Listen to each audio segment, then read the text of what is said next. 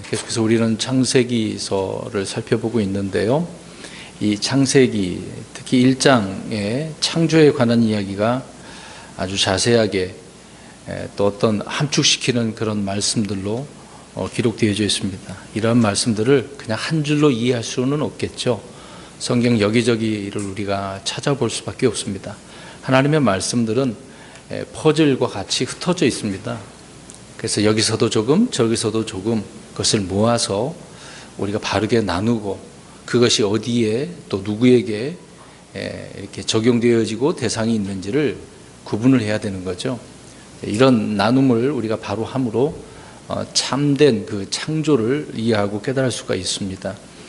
그런 의미 속에서 우리가 말씀들을 많이 찾고 있는 것이고, 또 하나님의 이 창조는 인간의 머리로 이해할 수가 없습니다. 그리고 세상에 있는 그 과학 지식적으로 창조를 이해할 수가 없습니다. 물론 보여지는 것을 가지고 만물을 자연을 통해서 어느 정도 알 수는 있는 부분은 있습니다. 그러나 우리가 알고 있는 과학자들 대부분 믿는 자들보다 믿지 않는 자들이 많죠. 물론 믿는 과학자들도 있습니다만은 대부분 자기들의 지식으로 뭔가 밝혀내려고 하고 있다는 것이죠. 우리는 성경에서 말씀한 부분만 믿으면 됩니다. 성경은 믿음에 대한 부분을 강조하고 있는 거죠. 그냥 믿으면 되는 거예요. 좀 궁금하고 이게 뭐지? 궁금점이 있으면 성경을 찾아서 답을 찾으려고 해야 된다는 겁니다. 근데 그런 올바른 생각을 가져야 되는데 그렇지 못한 분들은 열심히 인터넷 찾죠. 누가 뭘 말했는지 유튜브를 두들기고, 그러다 보면은 누군가 뭔가 이제 언급한 내용들이 있어요. 근데 그것이 성경과 연관돼서 어떻게 잘 해놓으면 좋지만 대부분이 그렇지 않다는 겁니다. 많이 왜곡되어지고 벗어나고 자기 생각들이 많이 가미되어져 있기 때문에, 그래서 우리가 굉장히 그런 부분에 있어서 조심해야 됩니다. 지금 오늘 지금 이렇게 유튜브 좀 보신 분들은 아시겠습니다만은 지구가 둥글지 않고 어떻다고 하는지 아십니까? 평평하다, 그러니까 평평한 지구를 주장하는 분들이 있어요. 근데 그들에게 여러 가지 것들을 반문하면 대답도 못 하는데 참 엉터리죠. 어떻게 보면은요. 뭐 둥그러면 어떻고 네모나고 평평하면 어떻겠습니까? 하나님이 어떤 분인지를 우리가 바로 알아야 되는데, 사람들이 이론을 가지고 만들어 놓은 그것을 가지고 성경과 대입해서 하려고 하니까 안 맞는 거죠. 처음에는 쏠깃하고 정말 그래? 들으면은 막 그럴 것 같아요. 근데 다 들어보고 난 후에를 보면은 다 자기 생각이지 자기 이론이지 성경적인 근거는 없습니다. 이런 부분이 있어서 우리가 성경을 잘 살펴봐야 되겠죠. 많은 내용들이 이제 나오고는 있지만 대부분 또 한 가지 잠깐 먼저 서론적으로 말씀드린다면, 지구가 공전하고 자전한다는 과학적 지식을 우리가 학교 다닐 때부터 얼마나 많이 배워왔습니까? 근데 성경은 어떻게 하고 있습니까? 지구는 자전하고 공전하지 않고 그대로 가만히 있죠. 해가 움직입니다. 달이 움직입니다. 그래서 해와 달이 멈춘 그런 내용이 이제 여호수아에도 나오고 호세아서도 나오고 아모스도 있고요. 이런 말씀들이 성경에 기록되어 있는 것을 보면은 지구는 움직이지 않는다라는 것을 알 수가 있습니다. 여러 가지로 우리는 과학과 정반대되는 그런 내용들을 성경에서 보게 되어질 것입니다. 그러면 우리가 과거에 학교에서 배웠던 그런 지식들을 가지고 성경을 그것을 가지고 대입시켜서 이해를 하려고 한다면 안 맞겠죠. 이게 창조 6일 재창조에 관한 부분도 바로 그것입니다. 우리가 과거에 알고 있었던 그런 지식들을 내려놓고 성경이 말하는 부분으로 우리가 찾아서 이해를 하고 믿어줘야 된다는 것이죠. 그래서 성경을 찾는 것이고 확인하는 것입니다. 우리가 하나하나 그런 점에서 성경을 성경으로 하나님의 말씀을 해석하고 믿었으면 좋을 것 같습니다. 오늘은 6일 창조의 첫째 날입니다. 시간이 아무리 해도 안 될 것 같아서 이제 둘째 날까지 하려고 그랬는데 첫째 날만 해야 될 것 같아요. 오늘 첫째 날은 빛이 있으라라고 말씀을 하고 있습니다.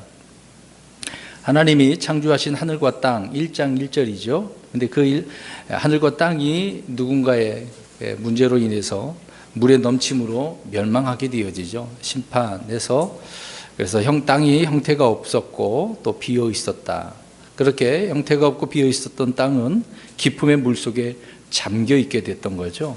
그래서 그 위에는 어둠이 있었다라는 것을 말씀을 해주고 있습니다. 이것은 분명한 심판의 결과이라는 거죠. 그래서 우리 베드로서를 살펴봤습니다마는 베드로는 그때 있던 세상, 곧 처음 하늘과 땅이 이렇게 물의 넘침으로 멸망했다고 분명하게 기록을 하고 또 선포하고 있지 않습니까? 그럼에도 불구하고 오늘날 많은 사람들은 이런 사실을 일부러 알려 하지 않는다라고 베드로 사도가 그 당시에 2000년 전에 말씀을 해 줬던 것입니다. 뭐 지금도 마찬가지겠죠. 그래서 창조를 부인하게 하려고 하는 그런 일들이 계속해서 벌어지고 있다라는 것입니다. 그리스도인이라고 하는 사람들조차도 노아의 홍수 외에는 이런 물 심판은 없었다라고 이렇게 부인하는 사람들이 있죠. 그래서 베드로 사도가 이야기하고 있는 것처럼 만물은 창조 이래로 그대로다라고 이렇게 주장을 합니다. 근데 우리는 성경을 여기저기 찾아보면 그러지 않다는 것을 알 수가 있죠. 창조 이래로 모든 것이 그대로라고 한다면 주님은 세상을 다시 창조하실 필요가 있습니까? 없습니까? 없죠. 앞으로도 새하늘과 새 땅 그렇게 하실 필요가 있어요? 없어요? 없죠. 말이 안 되는 부분인 것입니다. 하나님 6일 동안 지금 있는 하늘들과 땅을 만드시고 조성하신 것을 우리가 이제 살펴볼 것인데요. 그런 말씀이 출애굽기 20장 11절에 있습니다. 제가 읽겠습니다. 여세 동안에 주가 하늘과 땅과 바다와 그것들 안에 있는 모든 것을 만들고 일곱째 날에 안식하였느니라. 그러므로 주가 안식일을 복되게 하여 그날을 거룩하게 하였느니라. 이 구절만 봐도 우리가 이해가 되겠죠. 주님은 현 세상을 며칠 동안 만드셨어요? 6일 동안, 6일 동안이에요. 일곱 번째 날은 안식하신 것이고 6일 동안 창조를 다 해주셨습니다. 만드셨습니다. 어둠과 기품의 물속에 잠겨있던 땅이 물속에서 나오게 되어지죠. 이미 만들어졌던 것들이 이제 드러나기 시작했던 것입니다. 그리고 지금의 하늘과 땅이 되는 재창조의 과정을 우리가 이제 보는 것인데 오늘서부터 6일간의 이 재창조의 과정을 우리가 살펴보게 될 것입니다. 그럼 3절을 보십시오. 하나님께서 이르시되 빛이 있으라 하심에 빛이 있었고라고 합니다. 영어로는 let there be light이라고 하는데요. let은 뭐뭐 하라라는 뜻이거든요. there는 거기에 우리나라는 이제 그 말에 좀 빠져 있지만 be light 있으라, 비가 있으라 뭐 대다 그런 얘기잖아요. 빛이 있으라 그렇게 이제 명령을 합니다. 그랬더니 빛이 있었다라고 이제 말씀을 하고 있죠. 근데 우리가 앞에 2절을 보시면 물들의 표면 위에 하나님의 영이 어떻게 하고 계십니까? 움직이고 계시는 거죠. 그러니까 뭔가 생명력을 다시 회복하기 위해서 부여하고 있는 그런 장면이라고 말씀을 드렸던 것인데요. 아무튼 하나님의 영은 이렇게 움직이고 계시는데 그때 3절에서 하나님은 어떻게 하신 것입니까? 빛이 있으라라고 말씀하시는 거죠. 그러니까 이게 맨 앞부분을 보세요. 3절 읽을 때 맨 서두에 뭐라고 되어 있습니까? 하나님께서 이르시되 말씀하시는 거잖아요. 저번에도 제가 두 번째 시간에 이제 말씀드렸던 것 같습니다. 하나님의 말씀은 무엇을 통해서 실체가 이렇게 드러나게 되겠습니까? 성령님을 통해서. 말씀과 성령님은 항상 같이 있다는 거죠. 따로따로가 아니란 말입니다. 성령님께서 이런 말씀을 기록하게 하는 이제 저자이시고 말씀하셔서 기록한 것 아니겠습니까? 그래서 성령님과 말씀은 항상 이렇게 일하고 있다. 하나님의 말씀은 성령님을 통해서 그래서 생명이 부여되고 권능이 되어지는 것을 알 수가 있습니다. 성령님이 없는 말씀은 의미 없는 말소리에 지나지 않는다는 것이죠. 그러니까 우리가 성경을 읽을 때도 항상 성령님이 뭐라고 말씀하시는지, 주가 뭐라고 말씀하시는지, 또 말씀하실 때 성령님께서 어떻게 또 같이 일하시는지 그런 장면들을 우리가 유념 있게 살펴보아야 되는 거죠. 그래서 우리가 한 예로 대언자들을 살펴보면 우리가 알 수가 있겠죠. 구약의 대언자들이 신약에도 있습니다만은 하나님의 말씀들을 받아서 이제 사역을 하지 않습니까? 근데 사역을 할 때 항상 함께하는 것이 주의 영, 하나님의 영 이렇게 말하죠. 그래서 그에게 누가 임했다 그럽니까? 주의 영이 임했다. 그런 일이 우리 재판관기 사사기서도 보면 알 수 있지 않습니까? 사사들이 그냥 일을 하지 않았어요. 하나님의 영이 임하심에 그들이 뭐 했다 그렇게 이제 나오잖아요. 바로 그런 부분입니다. 그러니까 성령님이 그 사람에게, 그 대언자에게 임하지 않은 채 주의 말씀이 임하지 않는다, 그 얘기입니다. 항상 성령님의 이런 임하심이 있은 다음에 말씀이 임하는 것이죠. 같이 이렇게 있다는 것입니다. 그래서 성령님의 임재와 말씀의 임하심은 따로따로 분리될 수가 없다, 그 얘기인 것입니다. 그래서 주님의 제자들은 성령님을 받은 후에 복음을 선포하는 거잖아요. 그래서 그 명령이 있었지 않습니까? 온 유대와 사마리아를 쭉 나오면서 권능을 받고 그 받은 후에 우리가 이제 복음을 전해야 된다, 그 얘기 있지 않습니까? 성령님이 임해야 된다, 그 얘기입니다. 창조의 역사도 마찬가지라는 거죠. 금방 설명드린 그런 부분을 우리가 살펴보았듯이 창조의 과정도 이렇게 말씀하시면 성령님이 항상 같이 있다라는 것을 알 수가 있습니다. 그래서 하나님의 영이 물들의 표면 위를 움직이시고 그 위에 빛이 있으라라고 하니까 주의 말씀이 선포되어지니 그대로 되었다. 그 결과가 빛이 있었다라고 말씀을 하고 있는 것입니다. 주님께서 말씀하시자 그렇게 됐다는 거죠. 우리 시편 한 구절을 보겠습니다. 33편 9절. 자, 말씀하시면 그대로 된다. 이제 말씀에 대해서 우리가 좀 살펴보려고 합니다. 그 말씀을 통해서 하나님은 이 창조된 것들을 어떻게 관리하시고 유지하시는지 우리가 좀 더 살펴보겠습니다. 33편 9절을 읽겠습니다. 시작. 그분께서 말씀하심에 그것이 이루어졌습니다.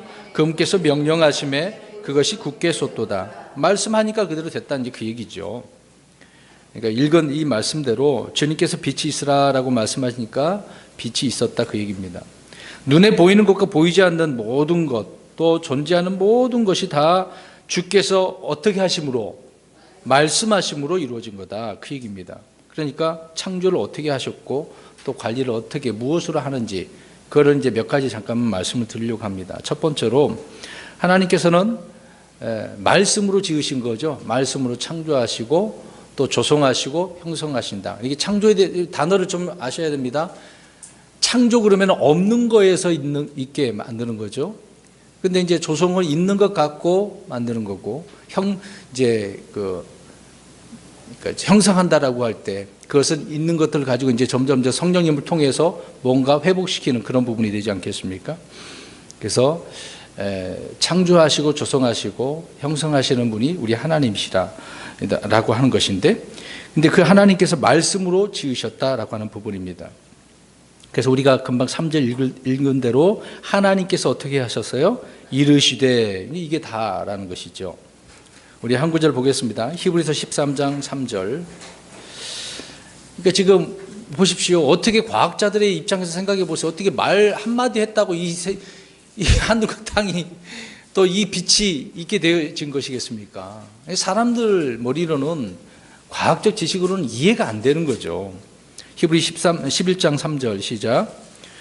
11장 3절입니다. 죄송합니다. 11장 3절 시작. 믿음을 통해 우리는 세상들이 하나님의 말씀으로 지어진 줄을 깨닫나니 그런즉 보이는 것들은 나타나 보이는 것들로 만들어지지 아니하였느니라. 아멘. 자, 우리는 어떻게 알 수가 있어요? 믿음을 통해 하나님께서 세상들을 어떻게 해요? 말씀으로 지으셨다. 말씀으로. 자, 여기서 나오는 세상들이라고 하는 것은 우리가 지금 계속 이제 재창조를 살펴보면서 이전 세상, 현 세상, 앞으로 이제 다가올 세상이죠. 그때 있던 옛 세상이나 지금 있는 세상은 모두 하나님의 말씀으로 지어졌고, 앞으로 다가올 세상 역시 하나님의 말씀으로 지어지게 되어지는 것입니다.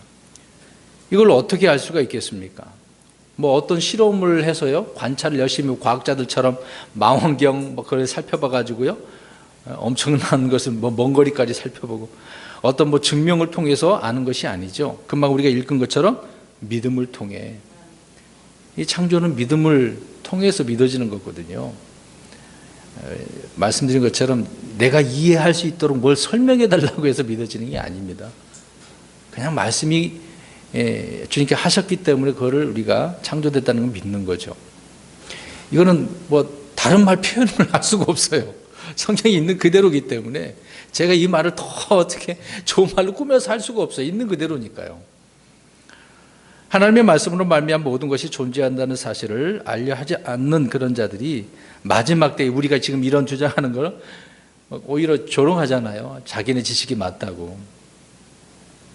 참 안타까운 부분이긴 하지만 아무튼 하나님께서는 말씀으로 창조하셨다, 지으셨다라고 하는 겁니다. 두 번째로는 그 창조하신 것을 어떻게 떠받치실까요? 무엇으로? 지금 제가 강조하는 건 무엇을? 말씀을 강조하는 거예요. 자, 보세요. 뭘 떠받친다 그러니까 막 붙들고 있고 막 그렇게 생각할 거 아니에요. 제가 이제 이 컵을 들고 있으면 제가 이렇게 잡고 있잖아요. 이걸 생각하지 말고 하나님께서 이거를 어떻게 하고 있는가? 무엇으로? 말씀으로 붙들고 계신다 그 얘기입니다. 우리는 뭔가 물질적인 것으로 그렇게 생각을 하는데 그렇게 생각하면 안 됩니다. 한 구절 볼까요? 히브리서 1장 3절입니다. 말씀으로 지어진 것들은 말씀으로 유지가 되는 것을 우리가 알 수가 있습니다. 히브리서 1장 3절 시작.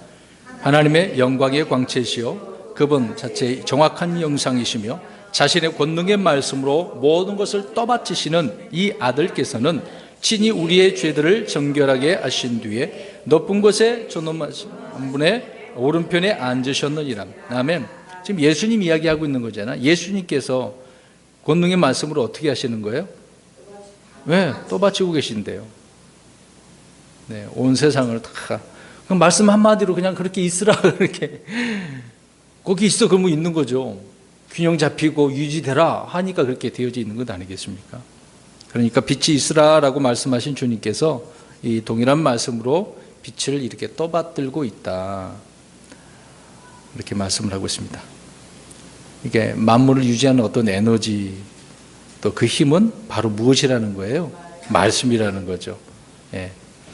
그러니까 말씀의 권능이 없다면 우주는 한순간에 사라지겠죠. 의미가 없는 거 아니겠습니까?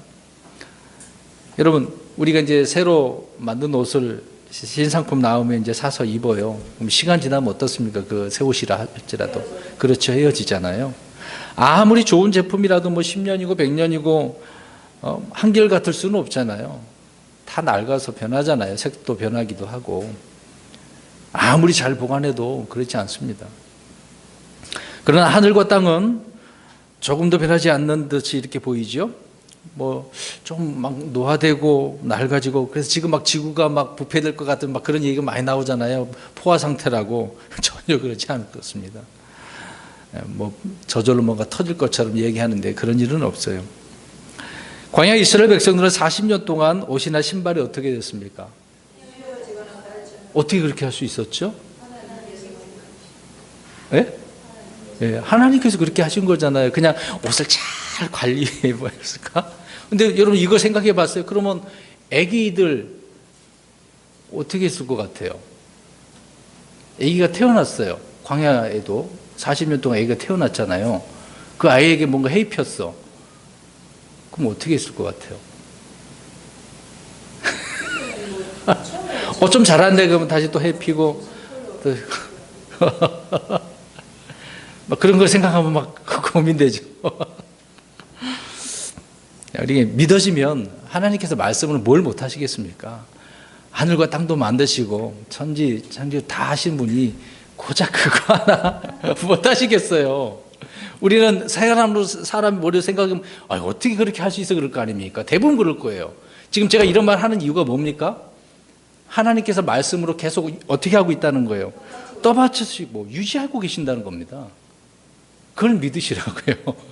이게 우리가 창조자 하나님을 믿는 거예요. 하나님이 이런 것까지 다 하시는 분이에요. 못 하시는 거 없는 하나님이란 말입니다. 전지전능하신 하나님이라는 거죠. 그래서 주님께서 말씀으로 붙들고 계셨기 때문이라 그 얘기입니다. 세 번째로는 간단한 부분이지만 베드로 후서 3장 7절에 나와 있는 것처럼 말씀으로 보관하고 계신대요. 보관. 이걸 어떻게 건드릴 수가 없어요. 하늘과 땅에 저절로 서 있는 것이 아니에요. 한번 읽어보겠습니다. 베드로후서 3장 7절. 하나님께서 말씀으로 그것을 잘 보관하고 계신대요. 우리는 무심코 지나가는 구절일 수도 있는데요. 한번 읽어보겠습니다. 베드로후서 3장 7절 시작. 지금 있는 하늘들과 땅은 주께서 같은 말씀으로 보관하여 간직하사 경건치 아니한 사람들의 심판과 멸망의 날에 불사르기 위해 예비해 두셨느니라. 나중에 나중에 이 빅뱅 이론이 일어나는 진짜 실제로 이 불로 이제 다 태우기 전에 지금까지 그때까지는 하나님이 하늘들과 땅을 어떻게 하는 거예요? 지금 있는 땅 보관하는. 그러니까 이런 말씀 믿어지면 이 지구가 뭐 멸망한다 그런 소리 할 수 있어요, 없어요? 없는 거예요. 무슨 핵이 터져가지고 뭐 핵전쟁이 일어나고 물이 고갈되고 뭐 어쩌고 저쩌고 다 의미 없는 이야기입니다. 그런데 신경 쓰지 마십시오. 시간 낭비하는 겁니다, 그거는요. 하나님께서 이렇게 보관하고 계신데 뭐 그런 얘기에 고민할 필요가 있겠습니까? 네 번째로는 그 말씀으로 저와 여러분을 낳으신 거죠. 좀 이해가 안 되는 부분일 수도 있는데 하나님의 창조 행위는 이런 구원과도 동일한 의미를 가지고 있는 것입니다. 우리 한 구절 보겠습니다. 야고보서 1장 18절.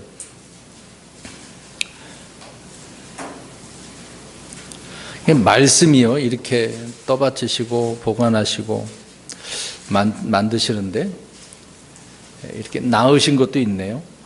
야고보서 1장 18절 시작. 그분께서 자신의 뜻에 따라 진리의 말씀으로 우리를 낳으셨으니 이것은 우리가 그분의 창조물 중에 첫 열매 종류가 되게 하려 하십니다. 아멘. 우리를 낳으셨대잖아요. 무엇으로? 말씀으로. 복음을 듣고서 우리가 주님을 믿으니까 우리가 다시 태어난 거죠. 위에 있는 새 예루살렘, 우리가 하늘에서 태어났다는 그거 얘기하는 거예요. 위에 있는 예루살렘이 어머니라는 그런 표현이 우리가 거기서 태어났다는 거예요. 성령님을 통해서 이 말씀으로 그걸 말하는 거거든요. 오해하면 안 되죠. 베드로전서 1장 23절에는 너희가 다시 태어난 것은 썩을 씨에서 난 것이 아니요 썩지 아니할 씨에서 난 것이니 살아있고 영원히 거하는 하나님의 말씀으로 된 것이니라. 베드로 사도도 말씀으로 되었다고 이야기하죠. 저와 여러분이 그렇게 다시 태어났습니다. 새로운 창조물이 된 거죠. 그러니까 하나님의 말씀이 없다면 누구도 다시 태어날 수 없다는 것입니다. 하나님의 말씀으로 옛 세상이 새롭게 창조되듯이 이렇게 옛 사람이, 저와 여러분이 새 사람이 되는데 바로 성경은 이것을 새로운 창조물이라고 말씀하고 있는 것입니다. 자, 이 말씀에 대해서 우리가 살펴보았고요. 계속해서 3절 다시 한번 보시기 바랍니다. 빛이 있으라 하시며 빛이 있었다라고 말씀을 하고 있는데, 자, 이 빛, 그러니까 사람들은 이제 태양, 선, 이걸 생각합니다. 달, 어떤 별에서 반짝반짝 빛나는 거, 그렇게 생각합니다. 그 빛일까요? 이거는 그 빛이 아닙니다. 현대 이제 과학자들은 이게 이해가 안 되겠죠. 이 부분을 성경 이거 오류다, 이제 그렇게 얘기하는 사람들이 많이 있을 겁니다.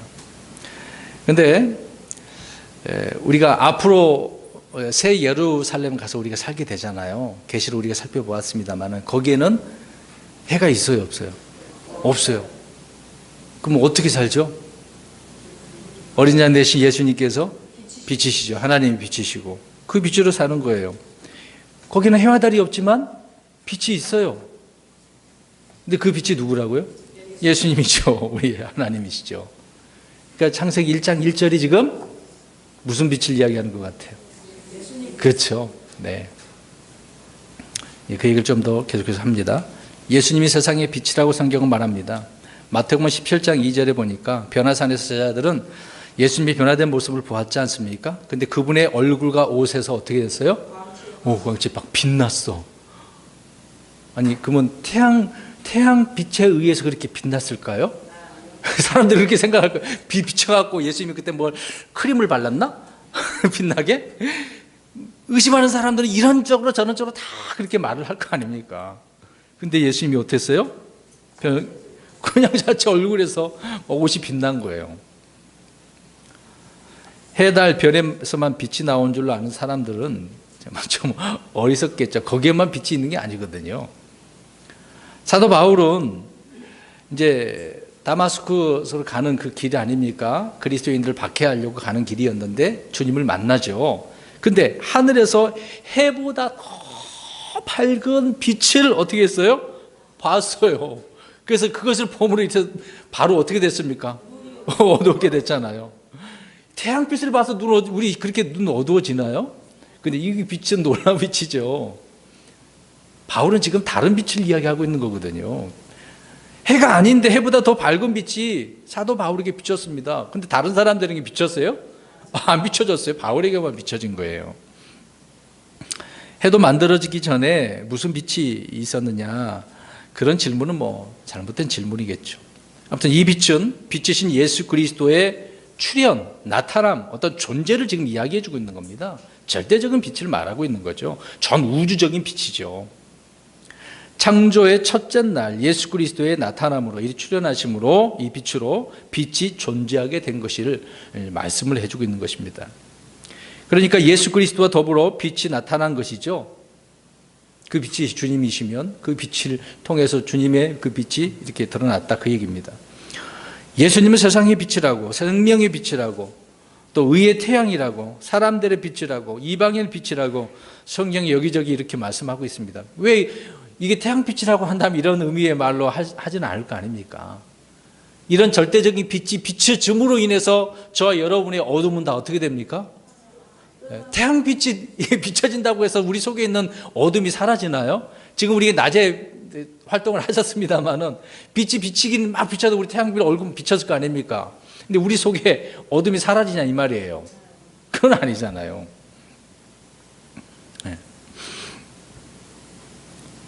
우리 주님이 빛이라는 것을 우리가 알 수 있는데, 그러니까 반대로 생각해 보겠습니다. 예수님이 없는 그런 상태는 어떤 상태가 되는 겁니까? 어둠이는 거죠. 예수님은 어둠 속에 있는 이 세상에 들어와서 그래서 비추는 빛이다라고 성경은 말씀을 하고 있습니다.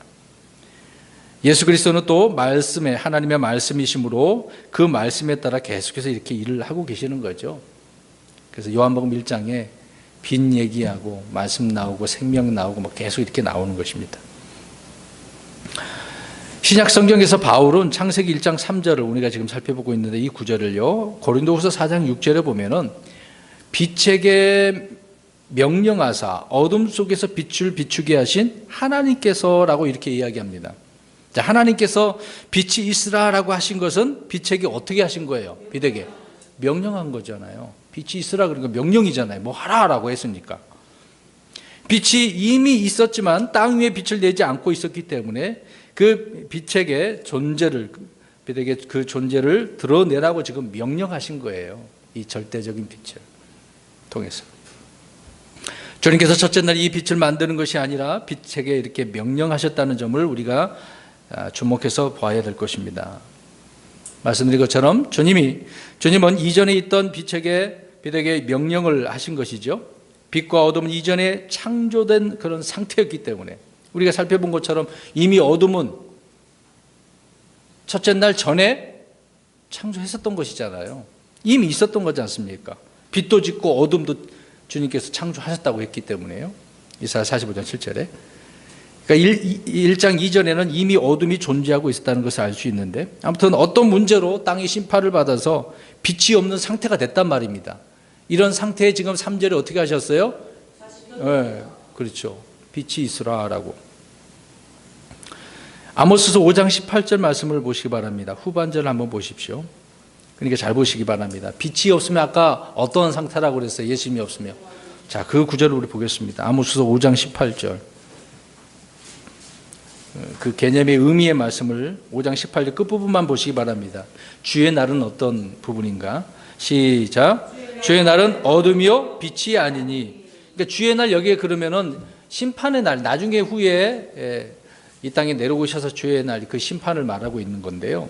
그러니까 하나님께서 항상 심판하실 때는 어떤 상태가 된다는 얘기예요. 그렇죠. 빛이 없는 어둠의 때다, 그 얘기를 말씀하고 있는 겁니다. 그러니까 2절에 그런 문제가 있었기 때문에 그것을 다시 비추기 위해서는 이 절대적인 주님의 빛, 우리 예수님이 있어야 된다라는 것을 알 수가 있는 거죠. 또 아모스서 5장 20절을 보십시오. 그냥 눈으로만 18절 읽었는데, 주의 날은 어둠이 아니겠느냐. 그러니까 심판의 날은 뭐라고 그러는 거예요? 어둠. 그것은 빛이 아니니라. 심지어 너무 어두움으로 그 날에는 밝음이 없지 아니하겠느냐. 너무 어두웠어요. 그러니까 2절에 지금 그런 상태였다는 거잖아요. 그런 어두운 때에 하나님께서 빛을 다시 있으라라고 명령을 하셔서 그 빛이 드러났던 것입니다. 보시기 바랍니다. 금방 읽은 9절에 5장 20절, 이 구절에서 명백히 증명해 주고 있잖아요. 그러니까 주의 심판의 날에 빛이 없다는 것입니다. 주님께서 이 땅 위에 어둠을 두신 까닭이라는 거죠. 우리 한 구절 또 보겠습니다. 에스겔 32장 8절. 성경에 여기저기 이런 구절들이 있어요. 이거를 그냥 넘어가면 그냥 하나님 뭐 이렇게 만드셨대라고 넘어갑니다. 그러나 이 구절을 확인하는 순간 와, 정말 하나님 놀랍다. 어떻게 이런 창조의 과정을 이렇게 기록을 해 놓으셨는가 우리가 감탄하게 되어진 거죠. 32장 8절 에스겔 시작. 내가 하늘의 모든 밝은 빛을 내 위에서 어둡게 하여 내 땅 위에 어둠을 두리라. 주 하나님이 말하노라. 아멘. 그러니까 어두웠던 것이 밝은 빛으로 인해서 비춰지게 된 거죠. 자, 창세기 1장 2절의 상태가 바로 이런 것이었던 것입니다. 이제 새롭게 창조 사역을 시작하시면서 어둠만 있던 땅과 기품의 물 위에 무엇을 주셨어요? 빛을 주셨다. 영적으로도 이 진리는 정확히 일치하지 않습니까? 저와 여러분들이 그런 상태였으니까. 그러니까 하나님이 없는 땅은 완전한 이렇게 암흑이라는 거예요. 마찬가지로 하나님이 없는 사람도 역시 어떻습니까? 그렇죠. 어둠의 상태죠. 그래서 예수 그리스도를 아는 그 영광의 빛이 임할 때 새로운 창조물이 되는 것입니다. 저와 여러분들이 그렇게 된 것이죠. 그래서 저와 여러분은 어둠 가운데 안 다니는 겁니다. 빛의 자녀인 거예요. 창조의 처음이 빛으로 시작되었는 것에 우리는 잘 주목을 해야 될 것입니다. 주님께서 처음으로 하신 일이 빛이 있으라라고 명령하신 것이죠. 그래서 이 빛이 존재가 드러남으로 출현함으로 그것과 더불어 재창조가 이렇게 시작된 것을 우리가 볼 수 있는 것입니다. 골로새서 1장 15절에 보면 빛은 창조의 처음 난 자라고 이야기를 합니다. 좀 말이 좀 이게 또 갑자기 뜬금없이 이게 뭔 말이야 라고 생각할 수도 있는데 한번 찾아보시고 설명 들으시기 바랍니다. 골로새서 1장 15절입니다. 지금 이 빛이 누구라고 지금 이야기하고 있는 거예요, 저는요. 이 절대적인 우주적인 그런 빛인데 예수님을 지금 이야기하고 있는 거죠. 요한복음 1장에도 이건 태양빛이 아니라고 지금 말씀을 드리고 있는 겁니다. 골로새서 1장 15절 시작. 그분께서는 보이지 아니하는 하나님의 형상이시요 모든 창조물의 처음 난 자이신 모든 창조물의 처음 난 자. 하나님의 창조의 시작이신 분이 누구라고 이야기하는 것입니까? 그렇죠. 계시록 3장 14절에도 아멘이여 신실하고 진실한 증인이여 하나님의 창조를 시작하신 이가 이것들을 말하노라. 히브리서 1장 6절에도 예수 그리스도를 처음 나신 분이라고 이야기합니다. 1장 5절에도 마찬가지고. 그러니까 예수님 모든 것의 처음이요 시작이신 분.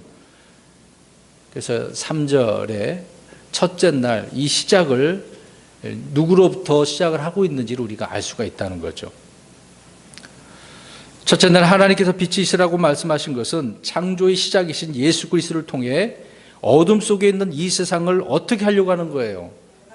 비추시려고 구원하시는 그런 진리의 모형을 지금 여기서 말씀해 주고 있는 겁니다. 이 내용이요. 지금 어두운 거 심판했던 것을 다시 건져내야 되잖아요. 회복시켜야 되는 거잖아요. 항상 그래서 누가 필요하다는 겁니까? 그렇죠. 그런 것의 모형으로 지금 1절을 우리가 살펴볼 수가 있는 거죠. 구약의 역사적 사건은 그래서 언제나 이런 예언적 사건의 그림자고 예표라는 것을 알 수가 있습니다. 그 예표가 예수님을 통해서 확실하게 드러나는 거죠. 그래서 예수 그리스도는 사람들의 빛이라고 말씀을 하고 있는 것이고 또 우리 예수님은 생명의 빛이라고 또 세상의 빛이라고 요한복음 9장 5절에 말씀을 하고 있는 거죠. 이 세상은 어둠의 권세, 그 어둠의 통치자 마귀가 다스리고 있는 겁니다. 세상은 그렇게 다스리고 있어요. 거기에서 지금 우리 예수님의 말씀을 통해서 사람들을 이겨오는 거잖아요. 그 사람을 이제 피값으로 속량을 해서 예수 믿게 해서 그래서 속량 받아서 하나님의 자녀로 만드는 것 아니겠습니까? 그래서 그 사람을 이제 빛의 자녀 되게 하는 것이잖아요. 아무튼 이 세상은 어둠의 왕국이라는 것입니다. 세상에 비치신 예수 그리스도의 이렇게 그리스도의 출현으로 존재함으로 나타나심으로 우리는 그래서 이 어둠의 왕국에서 빛의 왕국으로 옮겨지게 된 것이죠.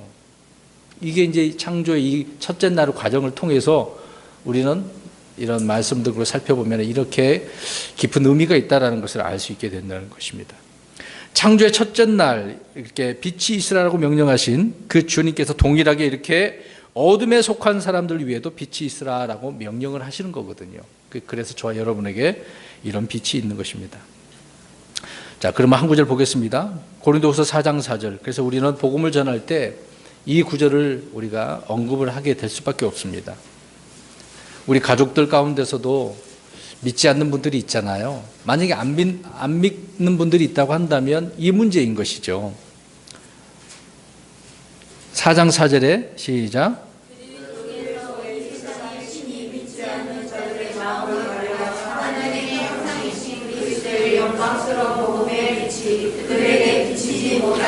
예, 그리스도의 영광스러운 복음의 빛을 비춰지지 못하도록 마귀가 어떻게 한다는 거예요? 예, 가리고 있다는 거죠. 그 가려진 것을 우리가 말씀으로 복음을 전해서 빛을 비추게 하는 것입니다. 6절도 보시기 바랍니다. 시작. 빛에게 명령하사 어둠 속에서 빛을 비추게 하신 하나님께서 우리 마음에 빛을 비추사 예수 그리스도의 얼굴에 있는 하나님의 영광을 아는 빛을 주셨느니라. 자, 여기서도 보니까 빛에게 어떻게 하셨어요? 오늘 3절처럼 명령하신 거잖아요. 있으라라고. 그랬더니 저 여러분의 마음에다가 빛을 비추니까 어떻게 됐습니까? 그렇죠. 하나님의 영광을 아는 빛을 주셔서 우리는 빛의 자녀로 살아가는 거죠. 이렇게 창세기 1장 3절에서 어둠 속에서 빛을 비추게 하신 하나님께서 지금 이렇게 우리 마음에 비추고 있다. 그래서 우리는 그 빛을 어떻게 하면 돼요? 예수님께서 말씀하셨잖아요. 요한복음 12장 35절 36절에 보면은 우리가 할 일은 뭐예요? 그 빛을 읽어야 되겠, 찾아봐야겠습니다. 요한복음 12장 36절. 12장 36절. 저와 여러분이 36절에 보면은 초반에 뭐라고 되어 있어요?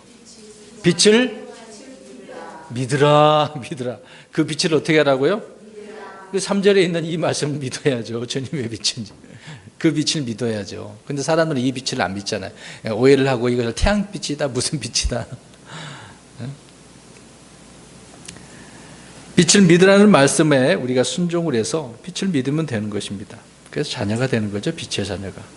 그래서 우리도 세상을 비출 수 있는 이런 빛이 되어지는 것입니다. 그런데 우리는 빛의 자녀인데요. 마귀는 빛의 천사로 가장한다고 하지 않습니까? 조심하셔야 됩니다. 저 사람도 뭐 빛이 있나 보다. 제대로 파악하지 않고 그렇게 믿었는데 어느 날 갑자기 둔갑을 하는 경우가 있어요. 딱 자신을 정체를 드러내죠. 가룟 유다를 보면 알 수 있지 않습니까? 어떻게든 예수님 제자가 됐어. 따라다녀. 근데 결론이 어떻게 됐습니까? 주님을 어떻게 해요? 팔잖아요. 그런 멸망의 아들이라고 표현하고 있는 것처럼 멸망의 아들은 누굽니까? 저 그리스도잖아요. 그가 이제 나중에 계시록에 보니까 땅에서 올라오잖아요. 이렇다는 겁니다. 예수님과 같이 있으면 다 빛의 자녀가 되는 줄 아십니까? 옆에 있다고 해서 빛의 자녀는 아니죠. 그 빛을 어떻게 하는 거예요? 믿어야 되는 거예요. 예수님 믿어야 된다니까요. 안 믿으니까 문제예요. 오늘날 종교인들은요, 믿지도 않고 그냥 종교 생활을 하는 거예요. 그냥 교회 나오면 나는 무조건 하나님 자녀라고 생각해요. 무조건 구원받았다고 생각해요. 그게 아니거든요. 믿어야죠. 구원받는 방법은 믿어야 되는 거거든요. 특정한 구절에 빠져 있는 게 아니라 믿는 거예요. 믿는 거. 다른 거 없어요. 뭘 하라는 것도 아니에요. 열심히 교회 10년이고 20년이 다니고 훌륭한 일, 착한 일, 선한 일 그거 한다고 해서 구원받는 게 아니거든요. 그냥 믿는 거예요. 믿는 거. 4절입니다. 하나님께서 그 빛을 보시니 좋았더라. 하나님께서 어둠에서 빛을 나누시고 라고 말씀하셨습니다. 자, 하나님께서 그 빛을 보셨네요. 그 빛을 보시고 하나님께서 좋았다고 한다면 정말 좋은 거잖아요. 하나님이 좋았다고 하시는데 또 그것을 보시고 기뻐하셨다고 한다면 더 좋은 거잖아요. 그렇죠? 자, 이것을 왜 이렇게 말씀드리냐면 성도들은 하나님이 좋아하시는 것과 싫어하시는 것을 구분해야 된다는 겁니다. 그럼 여기서 지금 이 빛을 어떻게 하셨다고요? 좋아하셨다니까요. 그런데 어둠은 싫어하시죠. 어둠도 지으시긴 했는데 근데 일부러 처음부터 그렇게 한 건 아니잖아요. 누구 때문에? 네, 우리 말씀 찾아봤잖아요. 이 어둠은 그냥 생긴 게 아니었던 것입니다. 이 반역자들에 의해서 하나님께서는 그걸 만드신 거죠. 또 좋아하지 않을 부분인 것이죠. 그래서 하나님이 좋아하시는 것과 싫어하는 것을 그걸 알아야 됩니다. 또 하나님께서 기뻐하시는 것이 있고 미워하는 것이 있죠. 이것도 우리가 구분을 하고 알아야 되는 것입니다. 성경을 찾아서 하나님이 기뻐하시는 일이 뭔지, 하나님이 좋아하시는 일이 뭔지 그걸 찾아서 그걸 행하시면 되는 거거든요. 근데 그 반대면 어떻게 되겠습니까? 싫어하시죠. 하나님은 빛을 보시고 좋아하신다고 말씀하고 있네요. 하나님은 빛들의 아버지시고 또 그분에는 변함도 없고 회전하는 그림자도 없다고 야고보서 1장 17절에 말씀을 하고 있습니다. 자, 주님께서 성도들에게 빛을 주시는 방법이 무엇이겠습니까? 아까도 우리 쭉 찾아봤었는데, 그렇죠. 우리 시편 119편 105절과 130절을 보시기 바랍니다. 자, 오늘 계속 빛에 대한 이야기를 하는 거예요. 태양빛은 말하는 게 아닙니다. 119편 105절 읽겠습니다. 빛을 주시는 방법이에요. 우리 성도님들에게도. 태양빛 보고 물론 주님을 생각할 수도 있는 것이지만 태양빛이 주님의 빛은 아니거든요. 자, 119편 105절 시작. 주의 말씀은 내 발의 등불이요 내 길이, 빛이. 그러니까 처음에 하나님이 이루시되 말씀 명령하셨잖아요. 말씀하시니까 빛이 있었다. 주시는 방법은 말씀이라는 거죠. 주의 말씀이 빛이라 그 얘기를 하고 있다는 것입니다. 말씀이 우리 속에 들어오면 그래서 빛을 주는 거죠. 그래서 130절 읽겠습니다. 130절 넘겨야 되나요? 시작. 주의 말씀들이 들어오면 빛을 주며 이 빛이 단순한 자에게, 금방 제가 말씀대로 그대로잖아요. 자, 말씀들이 들어오면 무엇을 주셔요? 빛을 주시네요. 그 빛이 단순한 자에게 명철을 준다. 깨닫게 해준다는 거죠. 저와 여러분들에게 이 빛이 필요한 거예요. 태양빛만 생각하지 마시고, 유럽에 갔더니 거기는 태양빛이 없어서 거기는 그냥 우산도 안 쓴다고 그러더라고요. 한국 사람이 우산 쓰고 저 미친 사람 봐라 그렇게 한다고 하더라고요. 그렇게 들었습니다. 그때 가서 들어보니까. 그들은 해가 잘 안 떠가지고 지금 독일에도 며칠 동안 계속 비 오고 우중충한 그런 날이었다고 하더라고요. 얼마나 빛이 그들에게 필요하겠습니까? 근데 그건 태양빛이고, 근데 진정한 이 오늘 3절에서 말씀하고 있는 이 빛, 그 빛이 말씀이 우리 마음에 들어오면 빛이 들어와서 깨닫게 되어진다는 거죠. 단순한 자도 깨닫게 되어지는 것이니까. 우리 인생을 한번 생각해 보시기 바랍니다. 가는 길하고 우리 찬송도 불렀습니다만 얼마나 슬퍼요. 굉장히 막 힘든 길, 어두운 길, 캄캄한 길, 괴로운 길, 심지어는 막 우울증, 요새 현대에 막 그런 병들이 많이 생기잖아요. 그런 거 없어야 되는 건데 막 생겨. 그때 주님의 말씀들이 어떻게 해야 됩니까? 그 막 얘기했잖아요. 이런 상태에 우리가 상황이 있다고 빠졌다고 생각을 해보세요. 뭐가 들어와야 돼요? 말씀이 들어와야 되는 거예요. 말씀의 빛이. 그게 들어와야 돼. 그러니까 말씀을 많이 묵상하고 읽고 계속 해야 돼요. 딴 생각하지 말고. 이런 문제가 생기면. 그래서 그 말씀들이 들어와서 밝은 빛을 받게 되어지죠. 바로 그 믿는 자들이, 성도들이 그와 같은 자들입니다. 빛이 없는 사람들이란 그 안에 주의 말씀들이 없는 사람들이죠. 한 구절 또 보겠습니다. 이사야 8장 20절. 이것도 이제 그냥 하는 말이 아니고 성경에 있는 말씀이니까 찾아봐야 되겠죠. 그러니까 빛이 얼마나 중요한지. 근데 이 빛은 태양빛이 아니라는 걸 지금 강조하고 있는 거죠. 우리 주님의 빛, 말씀의 빛. 얼마나 중요한지를 우리가 볼 수 있습니다. 이사야 8장 20절 시작.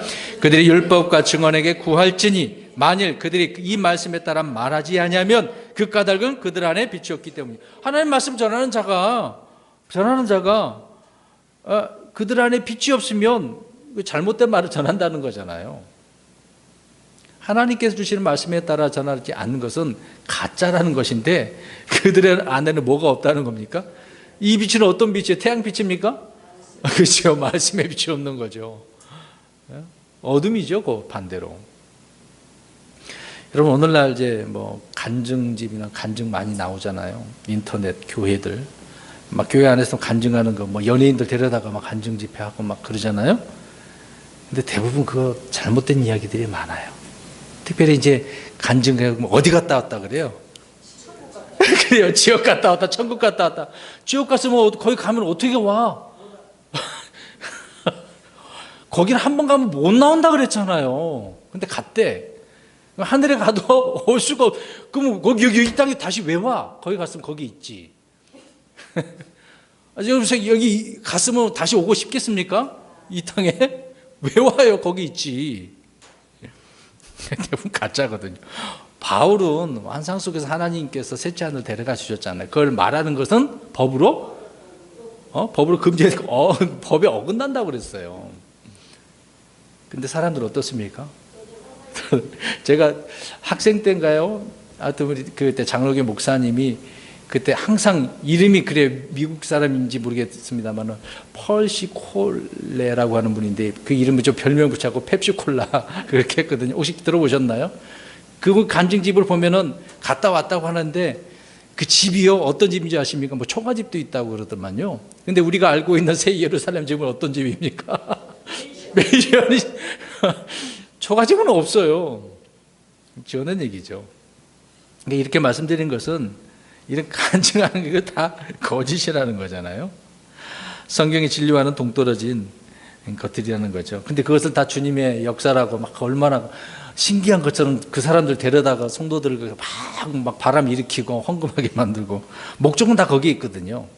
조금 뭔가 특이한 것을 먹여야 되겠다 해가지고 그런 일을 계획을 하죠.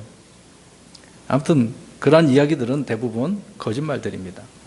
또 종말론에 대한 환상이나 예언을 받았다는 그런 내용도 다 거짓말입니다.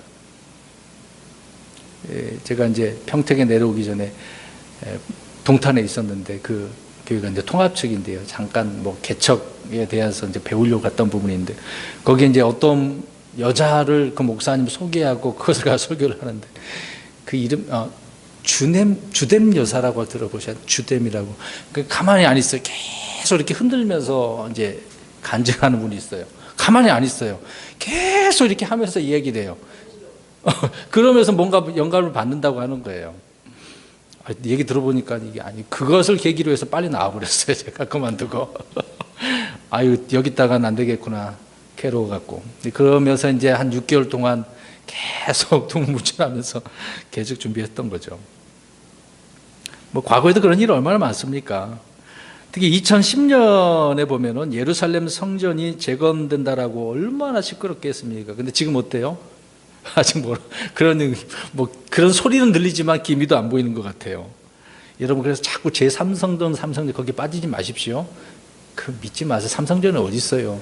제4성전이 적그리 성전이고 그 다음에 천년왕국 들어가야 에스겔 성전 제5성전이 생기는 건데 말도 안 되는 겁니다. 그리고 또 뭐 종말이 온다는 얘기를 얼마나 많이 있습니까? 우리나라도 그런 것도 있었고 또 뭐 베리칩 이야기도 하는데 베리칩 우리랑 전혀 상관없습니다. 걱정하지 마세요. 666표 옛날에 그것 때문에 얼마나 그랬나요? 전혀 걱정하지 마세요. 아무 의미 없는 겁니다. 우리 교회가 하늘로 올라가면 이 땅에 이런 표를 받게 되는 그런 내용이 있는 거죠. 교회와 상관이 없습니다.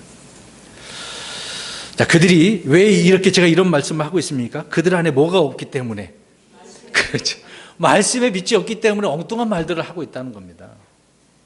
거짓말, 거짓된 말들을 대단한 진리처럼 발견한 것처럼 떠들어댄다는 그 얘기죠.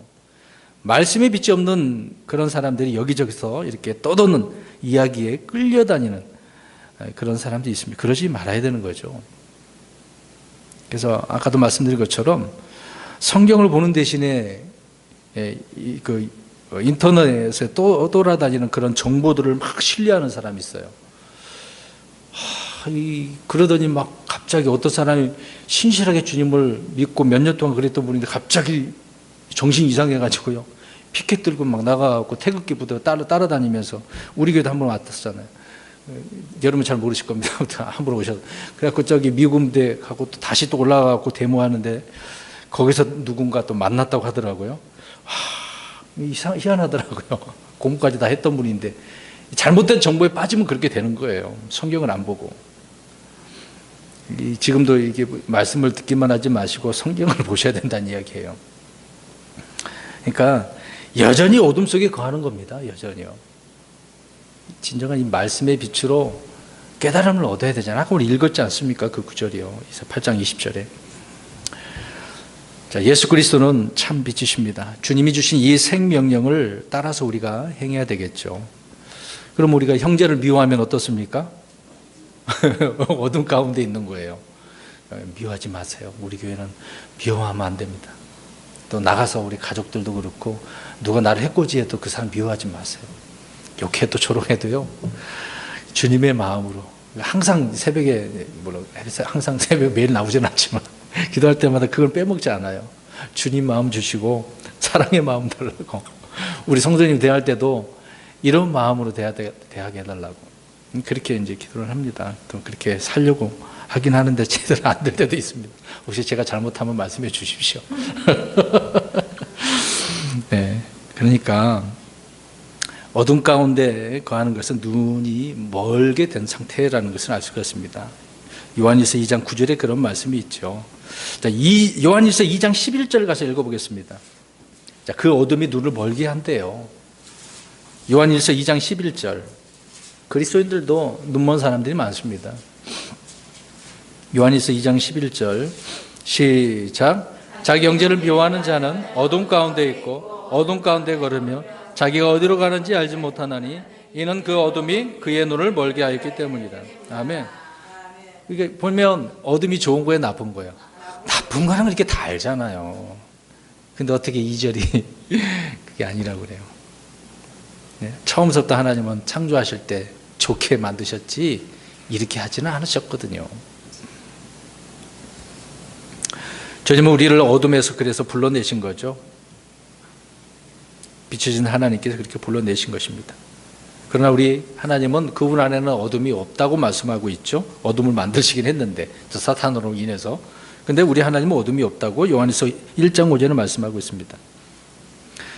저와 여러분은 빛 가운데 걸어야 되겠죠. 그러나 빛 가운데 걷지 않으면 거짓말쟁이라고 또 성경은 말씀하고 있네요.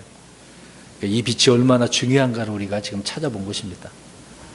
이 빛을 하나님은 첫째 날 있으라라고 다시 만드신 거죠. 다시 4절 계속해서 보시기 바랍니다. 하나님께서 그 빛을 보시니 좋았더라. 하나님께서 어둠에서 빛을 나누시고. 중요한 부분을 언급하고 있네요. 자, 어둠에서 빛을 어떻게 하셨습니까? 나누는 거. 나누는 거 참 잘해야 됩니다.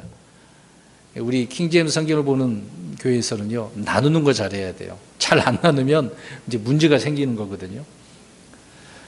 주님의 성품 중에 하나가 바로 이 나누는 것인데요. 그러나 사람들은 하나님이 나누신 것을 어떻게 할까요? 하나님이 나누고 있는데. 그렇죠. 합친단 말이에요. 하나님이 정해놓으신 경계가 있는데 그 경계를 사람들은 어떻게 해요? 무너뜨리는 거예요. 얼마나 그 일들을 많이 합니까? 그래서 지금 오늘날 종교 뭐라 그래요? 통합, 하나 되고 일치, 뭐 조화. 인본주의자들은 얼마나 이 단어를 좋아합니까? 야, 우리 통합해야 된다. 우리나라도 그러잖아요. 있잖아요. 또 기독교 내 개신교 내에도 그것이 있잖아요. 합동이고 통합이고. 참 이게 어디나 다 있어요. 그런 게. 종교 간의 벽을 허물기 위해서 이렇게 에큐메니카 운동을 하는 거죠. 또 인종 간의 벽을 무너뜨리기 위해서 어떻게 합니까? 국제결혼도 하고. 근데 이스라엘 백성들은 어떻게 해야만 하죠? 가나안 땅에 들어가면은. 그렇죠. 결혼하면 안 되잖아요. 문제가 있었기 때문에. 성별의 차이를 두지 말기 위해서 지금 무슨 운동을 합니까? 성별 갖지 말자. 그래서 화장실도 막 이렇게 막 동성애 막 그걸 주장하잖아요. 그들은 이렇게 주장을 합니다. 지금 이 말씀을 왜 하고 있는 거예요? 나누지 않고 있다는. 하나님은 나눈 건데 이들은 지금 합치려고 한다 그 얘기입니다. 뭐 언어도 그렇고 경제도 그렇고 앞으로 종교 통합이 다 이루어지게 될 것입니다. 뭐든지 통합하려고 하는 거죠. 통합은 혼합이라는 겁니다. 바벨탑을 생각하면 바벨이라는 의미가 뭡니까? 뜻이 혼잡, 섞은 거, 혼잡하다. 근데 이렇게 그러면서도 반대로 그들은 이제 나누려고 하긴 하는데 무엇을 나누려고 하냐면요, 하나님이 합해 놓으신 것을 나누려고 해요. 그러니까 반대예요, 반대. 역행입니다. 항상 반대로 가는 게 이 세상이라는 것이죠. 반면에 우리 교회는 어떻습니까? 하나님의 교회는, 주님의 몸된 교회는 그리스도 안에서 하나가 되는 거잖아요. 하나가. 근데 교회가 하나가 안 되고 막 분리가 돼. 교회가 조금 성장하면 막 나눠져. 막 누가 들어와가지고 이단 막 들어오고 신천지가 들어오고 막 나눠지고, 어떤 이제 목사님이 뭔가 이제 그것이 도덕적인 것이 드러나면 또 나눠지고, 이게 힘들어요. 지역 교회가 이제 그런 문제들이 많이 있죠. 그러나 끝없이 쪼개지고 분열되고 있는 것이 교회의 현실이다라는 것입니다. 뭐 여러 가지 이런 일들이 많이 있어요. 하나님께서 어둠에서 빛을 어떻게 하셨습니까? 나누셨어요. 네. 하나님은 분리하시고 거룩히 구별하시는 하나님이라는 거죠. 이 점을 우리가 기억을 해야 됩니다. 왜 그렇게 했어요? 그 어둠이 좋아서? 안 좋아서, 나빠서, 악해서. 하나님께서 첫째 날 행하신 일은 빛이 있게 하신 것과 어둠에서 빛을 나누신 일이 이 두 가지이죠. 그러니까 이렇게 생각해 보겠습니다. 신자가 있으면 불신자가 있고, 빛이 있으면 어둠이 있고, 그리스도와 벨리알이 있고, 또 주의 잔과 마귀의 잔, 마귀의 잔이 있잖아요. 우리 주의 만찬 때 제가 이거 몇 년 동안 이것을 가지고 설교하면서 만찬 참여했었죠. 자, 이런 것들은 나눠지는 것이지 조화를 이룰 수 있습니까? 신자와 불신자가 조화를 이룰 수 있나요? 그리스도와 벨리알은 안 되죠. 근데 이걸 어떻게 하려고 해요? 세상만 합치려고 한다는 거예요. 희한하단 말이에요, 그 세상이. 아무튼 교회는 세상과 분리되어야지 이렇게 통합, 일치를 도모할 수가 없습니다. 하나님께서 나누신 것들을 합치는 것은 반역이죠. 그래서 디모데후서 2장 15절에 진리의 말씀을 나누어서 공부하라고 말씀을 하고 있습니다. 그래서 대상과 세대를 나누지 않으면요, 진리를 혼잡케 하게 되는 거예요. 그러면 막 혼란스러워. 잘 나눠야 돼요. 무조건 나눠야 됩니다. 그럼 보겠습니다. 어둠과 빛은 둘 다 누가 만들었어요? 하나님 만들었어요. 낮과 밤은 하나님 만드셨어요. 남자 여자는, 유대인과 이방인은요, 하나님 다 만드신 거잖아요. 근데 이렇게 우리가 하나님 만드신 것이긴 하지만 어느 거 하나같이 하나가 됩니까 이게? 아니잖아요. 또 이제 계속 나누는 이야기를 하고 있는데, 율법과 복음은 하나가 될 수 있습니까? 안 되잖아요. 율법은 행위고 복음은 믿음을 강조하고 있잖아요. 이스라엘과 교회도 합칠 수 있습니까? 안 되는 거죠. 둘 다 주의 말씀이지만 결코 같지 않다, 그 얘기입니다. 그래서 이거를 나눠야 된다는 거죠. 안 나누면 이제 이단이 되고 문제가 되어지는 겁니다. 중요한 부분을 우리가 4절 후반부에 말씀하셨는데 나눠야 된다, 그 얘기입니다. 그 다음에 5절 보시기 바랍니다. 마지막 구절이죠. 하나님께서 빛을 낮이라 부르시며 어둠을 밤이라 부르시니라. 그 저녁과 아침이 첫째 날이더라 라고 말씀하셨습니다. 하나님은 어둠에서 빛을 놔두신 후에 빛을 낮이라 부르셨어요. 어둠을 밤이라 부르시고. 근데 밤과 낮은 누가 이렇게 지어준 거죠? 금방 우리가 읽었습니다만 하나님이. 사람이 이렇게 했을까요? 아니요. 근데 낮이라는 단어가 우리 한국말로는 이렇게 돼서 그렇지만 영어로는요,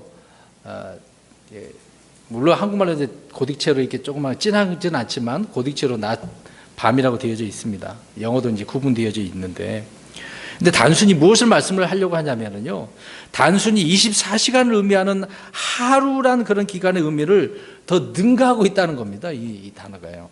물론 지금 하루 24시간이긴 하는데, 성경에서 날은 하루라는 의미도 있고요, 천년을 가리키도 있습니다. 이런 것도 우리가 잘 이해를 해야 되겠죠. 그래서 잘 살펴보면 특정한 어떤 경륜의 때도 이제 말씀을 하고 있는데, 그래서 구원의 날, 주의 날, 그리스도의 날, 이런 것들은 또 이제 심판의 때를 지칭할 때 쓰이기도 하는 것 아니겠습니까? 근데 지금 본문에서 말하는 첫째 날은 현 세상을 조성하신 첫째 날, 24시간 중에 낮이 몇 시간입니까? 16시간. 16시간. 예수님께서 그건 분명히 말씀해 주셨어요. 낮이 12시간이냐. 12시간, 24시간이잖아요. 예수님께 정확히 말씀하신 겁니다. 25시도 아니에요. 12시간, 12시간. 낮과 밤의 성경적 의미는 우리가 학교에서 뭐 배우는 말하는 그런 정의는 아니죠. 근데 우리가 어떤 의미로 생각합니까? 학교에서는요. 태양이 뜨고 지면 낮이고 밤이고 그 얘기를 하고 있잖아요. 그런 의미가 아니죠. 그런 의미는 아닙니다. 말씀드린 것처럼 앞으로 있게 될 새 예루살렘에는 밤이 있다고 그랬어요? 없다고 그랬어요? 없어요. 그러니까 태양이 없어도 지금 주님께서 이런 말씀 하시는 거잖아요. 지금 태양은 몇째 날이에요? 지금 첫째 날이지만. 그렇죠. 전혀 상관이 없는 거죠. 그러니까 이 낮과 밤은 태양이 있고 없고 그런 문제가 아닙니다. 뭐 서두에 말씀드린 것처럼 지구가 자전과 공전하는 게 아니라 제 태양이 크게 돌아가는 거거든요. 아무튼 태양에 의해서 세상이 만들어놓은 그런 개념 정의가 아니다, 그 얘기입니다. 저녁과 아침이란 표현도 세상의 시간 개념과는 정반대인 거죠. 성경은 무엇이나 세상과 반대라는 것을 알 수가 있습니다. 그래서 말씀드린 것처럼 요한복음 11장 9절에 예수님께서 12시간씩 낮과 밤에 대해서 말씀을 하셨습니다. 결론적으로 빛이신 하나님께서 빛이 있으라라고 이렇게 말씀을 하심으로 오늘 첫째 날이 이렇게 시작되었음을 알 수가 있습니다. 그런데 이 날 만들어진 것이 무엇입니까? 낮과 밤. 낮과 밤이다. 창조의 처음이신 예수 그리스도께서 이렇게 빛이심을 선포하셨고 또 어둠 속에서 빛을 주심으로 빛이 무엇인지 또한 우리가 주님을 믿으면 빛을 믿으면 빛의 자녀가 되고 낮의 자녀가 된다는 것, 그런 의미도 우리가 살펴보았습니다. 아무튼 또 한 번 강조한 것이지만 창조 과정은요 믿음으로 믿어지는 겁니다. 지식으로 과학적으로 믿어지는 게 아니거든요. 쭉 제가 이렇게 성경 구절 살펴서 말씀드렸습니다만은 이 세상 사람들이 이런 것을 어떻게 믿어지겠어요? 이해가 안 되죠, 머리로는요. 그러니까 이 말씀의 빛이 우리 안에 들어와야 믿어질 수밖에 없다는 겁니다. 자, 이런 이 빛이, 창조의 이 빛이 지금도 우리에게 비춰지고 또 그 말씀으로 인해서 우리가 빛의 자녀로 살고 있습니다. 더욱더 이런 삶을 풍성히 살아가는 저와 여러분이 되시기를 주의 이름으로 축원합니다.